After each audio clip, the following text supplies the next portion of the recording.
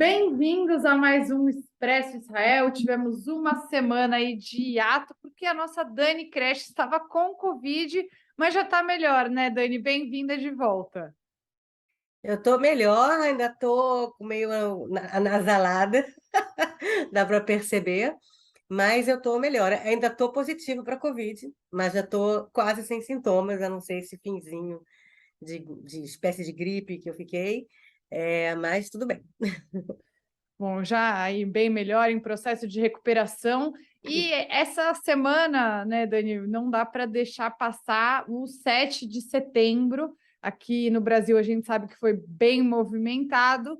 Em Israel teve uma tentativa de celebração, mas é aquilo que a gente chama de, que a gente diz que flopou, né? Não chamou muita atenção o 7 de setembro, até aqui no Brasil, o IBE falou sobre isso, bandeiras de Israel nas ruas, mas em Israel não teve muita bandeira do Brasil nas ruas, não, né?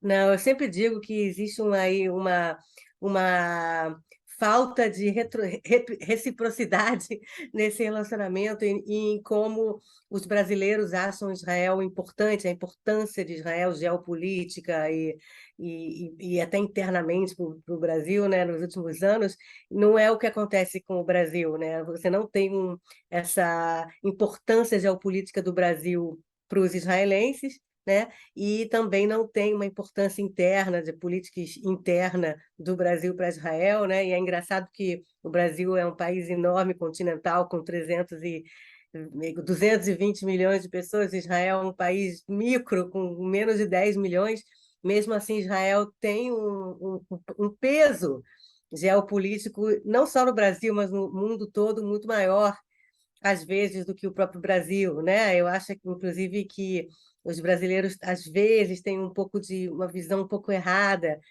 do peso, da importância que o Brasil tem politicamente no mundo, e eu, morando no exterior, percebo que esse peso, essa importância é muito menor do que os brasileiros, às vezes, tendem a achar. Então, foi o que aconteceu agora no 7 de setembro, né?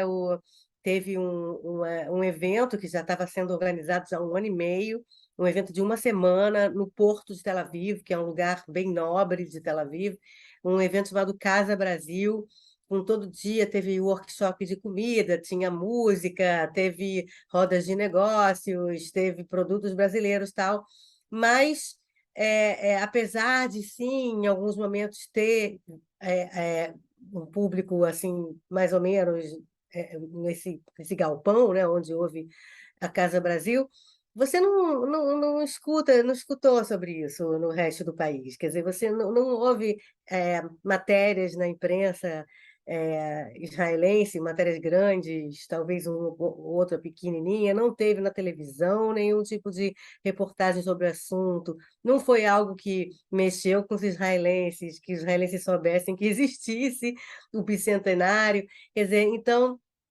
realmente houve aqui uma festa de bicentenário, mas que não teve a menor repercussão assim internamente aqui em Israel. E a gente sabe que ao longo dos últimos anos, Israel não, desculpa, o Brasil foi tendo um processo de deterioração da sua imagem no exterior. Você consegue sentir isso, Dani? Você tem essa percepção sobre a forma como os israelenses veem o Brasil? Com certeza, quer dizer, para os israelenses que sabem até falar qualquer coisa em relação ao Brasil, que não são muitos, né? Que em geral, quando você pergunta para o israelense Brasil, ainda vem aquele estereótipo de futebol, carnaval, sei lá, mulheres e café, essas coisas assim, né? Alegria e samba. Esse é o estereótipo que ainda persiste. Mas você escuta, e eu escutei de pessoas que estavam, por exemplo, nesse evento e que perguntaram para os israelenses em torno do evento sobre o Brasil, e você escutou já coisas do tipo: é muito violento, é muito complicado, problemas financeiros, e esse presidente que vocês têm aí é um presidente meio complicado, um presidente meio tipo Trump. Então, tomara que vocês consigam mudar isso. Quer dizer, então você já tem aí realmente uma. Eu não diria que os velhos estereótipos acabou, mas ele ganhou novos lados, né? Referencial mudou, né? Em vez de ser aquela É, coisa estereotipada pelo lado de samba, carnaval, caipirinha. Continua esse estereótipo, mas ganhou novos. Entendi. Novas Entendeu? referências, não Novas necessariamente referências. positivas. Exato. Exatamente não positivas, quer dizer, as diferenças, os estereótipos que tinha antes, a gente sabe, quem mora no exterior sabe, antigamente era um estereótipo super, super valorizado, a alegria super valorizada, quer dizer, que a gente sabe como brasileiro que não é sempre assim, mas agora entrou uns estereótipos um pouco menos simpáticos, menos alegres, né? Como é violência, problemas sociais e o presidente. Bom, então é engraçado, né? Porque a primeira notícia é uma não notícia, né? A não notícia que o Brasil significa para Israel, mas já passando para o nosso segundo tema, e aí uma notícia que, sem dúvida, repercutiu muito no último dia 5, segunda-feira, o exército israelense noticiou que concluiu a investigação sobre a morte da jornalista palestina Shirin Abu Akleh, que era repórter da Al Jazeera, e diz que muito provavelmente ela foi sim morta por um tiro disparado por um soldado do exército israelense, mesmo que de forma não proposital, mesmo que não tenha sido mirado nela, provavelmente foi um disparo do exército de Israel, e aí quem está dizendo não somos nós, é uma investigação interna do próprio exército. Dani, como foi a repercussão dessa informação dada pelo próprio Estado? Ainda num momento em que, logo que a Shirin foi morta, a ânsia de da maioria das pessoas que defende a existência do Estado de Israel foi daquelas barabaratas, né, de não, vocês não podem acusar dessa forma, e no final acabaram, infelizmente, pagando a língua porque a investigação do próprio Exército diz o contrário, né? Como está a repercussão dessa notícia em Israel? Poxa, você fez um resumo perfeito. Eu acho que foi realmente uma coisa que repercutiu muito, continua repercutindo muito, e tem alguns lados, né? Quer dizer, um dos lados é o lado que as pessoas estão falando, que é o lado de como o exército ele apesar de ter chegado a essa conclusão, não 100% que nós fomos, tal, não sei o que, mas que é bem provável que tenha sido um tiro que saiu de um soldado israelense, não propositadamente, né? Mesmo que isso não seja muito bom, digamos, para a imagem do Exército, na verdade é bom para a imagem do Exército, no sentido de que você tem um Exército que vai fazer realmente uma investigação, ele vai chegar à conclusão, mesmo que ela seja dura, mesmo que ela seja ruim, mesmo que ela não seja o que nós israelenses, né, gostaríamos de ouvir, né? Gostaríamos de ter acontecido. Então, você mostra que o Exército ele ganha pontos nesse sentido de transparência, entendeu? No sentido Não de é comum, né, Dani? Não é comum que o exército faça esse tipo de. não, é comum, sim. É? Eu acho que é importante dizer isso, porque quando a gente fala do exército israelense, você está falando de um exército, não está falando aqui de uma empresa que tem todo um aparato por trás que vai dizer que é bom para nós, o que não é bom para nós, para nossa imagem. Não, o exército ele tem regras muito importantes. Inclusive, como é que eles podem saber que uma bala, né, de fuzil saiu ou não, porque cada bala é contabilizada, quer dizer, você tem dentro do Exército em geral, sim, esses comitês, essas comissões de investigação dentro do próprio Exército, em vários casos, a gente teve aquele caso também daquele soldado que matou um palestino também em Hebron algum tempo atrás, o Elor Azariah, não sei se você lembra, um caso de um palestino que foi esfaquear um soldado israelense e ele foi abatido, quer dizer, ele foi, na verdade, baleado, mas ele estava vivo, e aí veio esse soldado israelense e matou o cara no chão, já sem ser um perigo, né? Dividiu o país, o próprio exército fez uma investigação, o cara foi preso, entendeu? Quer dizer, você tem realmente investigações no próprio exército, e isso para mim, considero que é um ponto positivo em relação ao Exército. Tem gente que acha que o Exército deveria ser mais. O resultado das investigações, né, o resultado, a corte marcial, digamos assim, no caso desse cara, por exemplo, que matou a palestino que já estava no chão, né, baleado, o cara devia ter ficado mais tempo na prisão. É claro que você tem aí mais discussão sobre realmente as penas que esse tipo de soldado recebe ou não. Mas sim a investigação, que, aliás, é um dos pontos altos do exército israelense nesse sentido. Por isso que não tem tanto pedido de investigação internacional em relação ao exército israelense, porque as cortes internacionais veem o exército israelense como um exército que, sim, investiga seus próprios casos. Quer dizer, então você tem isso, e é importante dizer isso porque às vezes a gente tem essa história de Asbará israelense, né, de que tudo é feito para livrar a cara dos israelenses, não sei o quê. Isso pode até acontecer em outros lugares, em outros ramos, né, do governo, mas não acontece no Exército. O Eu Exército ele acho é que é mais mais uma questão da diáspora, né? Acho que a diáspora tem muito essa tentativa de blindar Israel, é alvo de muitas críticas, especialmente na ONU, no cenário internacional, das relações internacionais. Israel é alvo de muitas críticas, e eu entendo que, de certa forma, uma parte significativa da diáspora tenta compensar. Mas eu acho que talvez compensar não seja a melhor atitude. Eu acho que a transparência, sim, é o melhor caminho para mostrar que Israel não é um país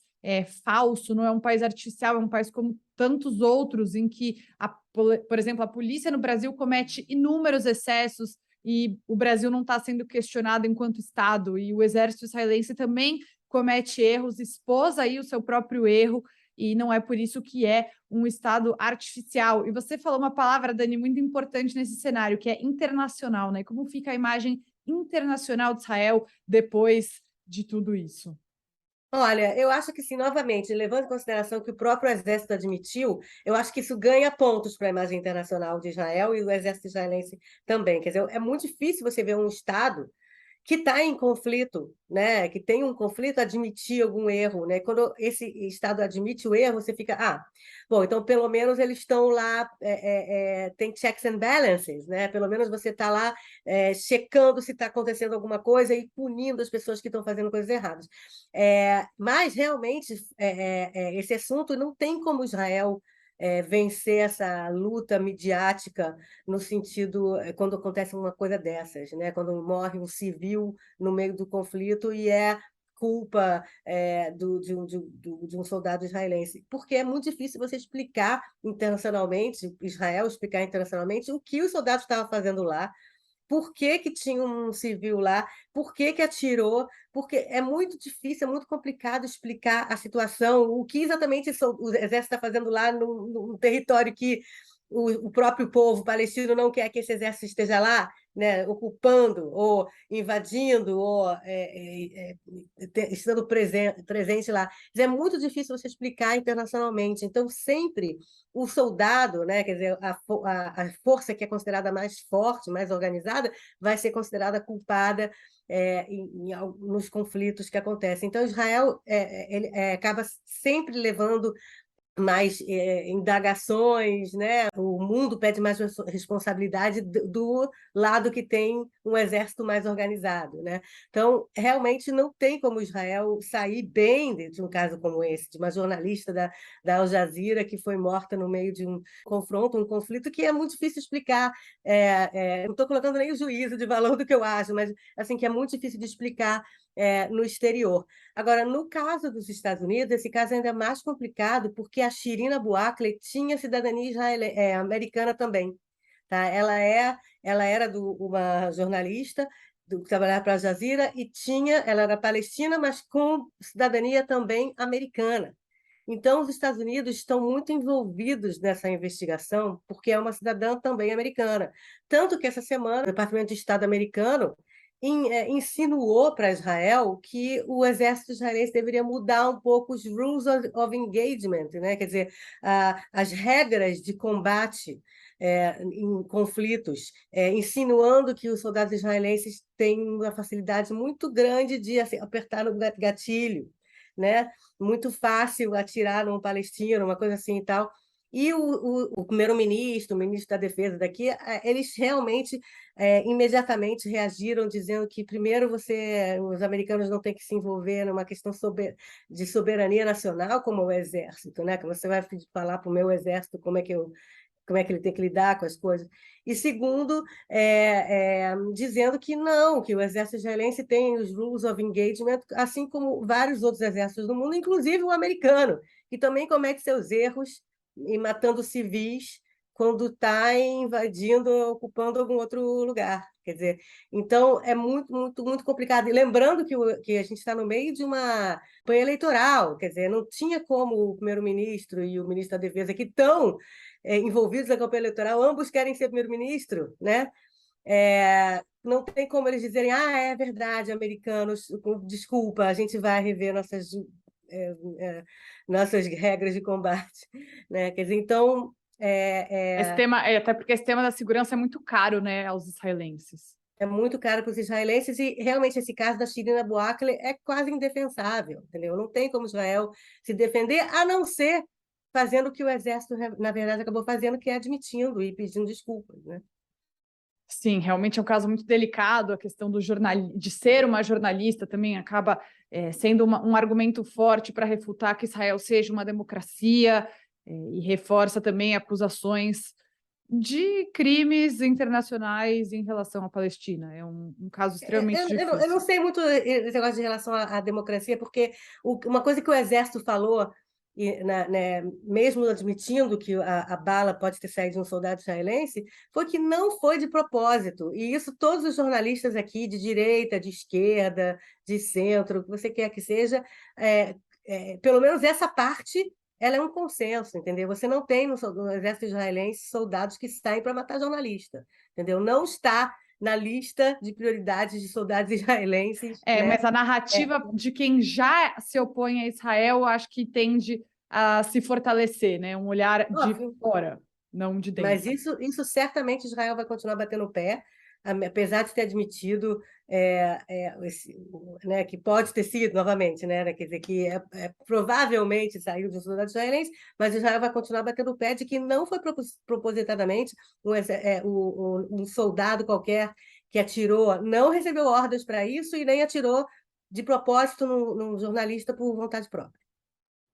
Bom, e para a gente fechar, Dani, também nessa última semana, a gente lembrou 50 anos do atentado contra a delegação israelense nas Olimpíadas de Munique, e apesar de ser uma data trágica, lógico, vem com algum consolo para as famílias dessas vítimas, né? Foi um marco bastante importante pela questão da indenização, que a Dani vai explicar melhor para a gente, e também pelo reconhecimento por parte do Comitê Olímpico Internacional, que foi algo que é uma novidade, né?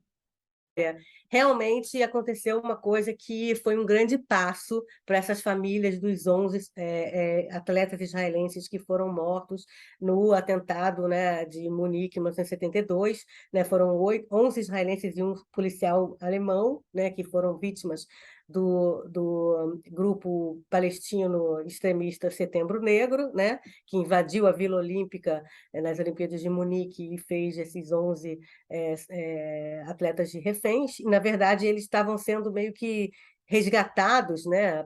Resgatados. Eles iam entrar num avião que o Setembro Negro tinha pedido para poder, talvez, negociar a soltura deles, e aí a polícia alemã tentou fazer um resgate que deu tudo errado e morreu todo mundo, inclusive um policial alemão. Quer dizer, então foi uma coisa assim que realmente as forças de segurança alemãs erraram muito, e talvez a culpa da morte, claro que tem um grupo terrorista que sequestrou os caras, né? Mas a ação das forças de segurança alemãs talvez foi o que levou à morte de todo mundo, né? Então, aos 50 anos, as famílias desses atletas querem uma desculpa formal do governo alemão e também querem pelo menos um minuto de silêncio que seja realizado sempre na abertura das Olimpíadas, né?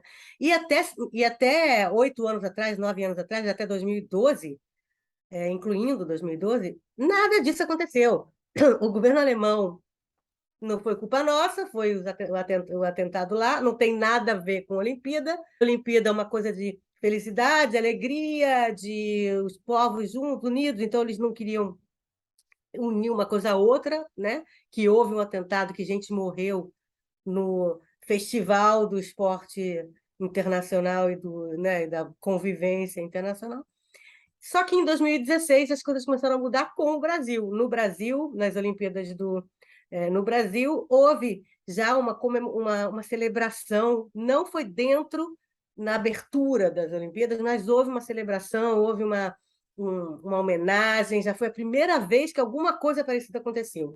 E depois, em 2020, 2021, na verdade, né, no Japão, houve realmente mais uma celebração, e na abertura houve sim um minuto de silêncio, mas o pessoal do Comitê Olímpico Internacional foi esperto, porque eles uniram tudo. Eles falaram: vamos agora fazer um minuto de silêncio para os mortos nas Olimpíadas e também para todos os que morreram de Covid. Quer dizer, tinha uma coisa meio que, então vamos falar de todo mundo que morreu no mundo. Faltava dizer todo mundo que morreu, sei lá, 2000 anos atrás, não sei aonde, em Pompeia. Entendeu? Então, as famílias ainda ficaram meio assim, pô, se vai fazer, faz direito. Sem contar o fato de que o governo alemão nunca tinha falado muita coisa. Só que agora, com os 50 anos, porque a gente completa 50 anos esse ano, houve, essa semana, um evento no mesmo aeroporto onde tudo aconteceu, onde os 11 morreram com o soldado alemão, e o presidente da Alemanha, o Steinmeier, fez um discurso pedindo desculpas às famílias. Mas, assim, oficialmente, em nome do Estado alemão, peço desculpas às famílias, desculpas a todos vocês, e ofereceu uma indenização de 28 milhões de dólares, que até as famílias acham pouca, mas pelo menos é alguma coisa. Quer dizer, então, pela primeira vez, em 50 anos, demorou 50 anos para as famílias receberem um pedido de desculpas formal do governo alemão, do presidente alemão, numa cerimônia na própria Alemanha, no lugar onde aconteceu tudo, né? Quer dizer, onde houve realmente as mortes, e a indenização. E agora vamos ver nas próximas Olimpíadas se vai ter um minuto de silêncio só para isso, quer dizer, só para as pessoas que morreram na Olimpíada, sem contar todo mundo que morreu de Covid ou de sei lá o quê, durante todos os últimos milênios, né? Então, pelo menos a gente tem aí um passo grande, mas demorou 50 anos, e as famílias dizem que eles lutaram por 50 anos e se sentiram muito sozinhos durante todas essas décadas, mas que finalmente deu frutos a luta que eles lutaram durante os últimos 50 anos. Bom, então, apesar de ser uma data que lembra um acontecimento muito trágico, são algumas boas notícias, pelo menos para essas famílias das vítimas. Dani, muito obrigada, melhoras e até semana que vem. Obrigada a você, e desculpem aqui a tosse e o nariz anasalado, mas enfim. Um beijo para todo mundo que acompanhou a gente. Tchau.